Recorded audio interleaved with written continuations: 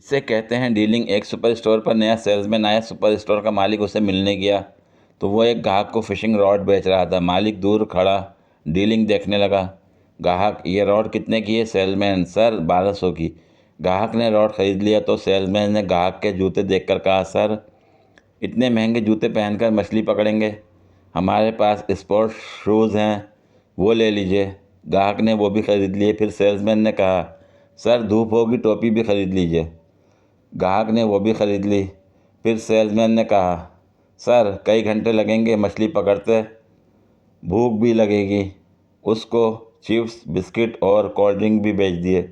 Total sale हुई 5000। मालिक salesman से बड़ा मुतासिर हुआ और करीब आकर बोला, बहुत कमाल के सेल्समैन हो, वो फिशिंग रॉड लेने आया और तुमने टोपी, जूते, कोल्ड ड्रिंक और चिप्स बिस्किट भी बेच दिए। उस पर सेल्समैन बोला, नहीं जनाब, वो तो पैम्पर्स का पैकेट लेने आया था।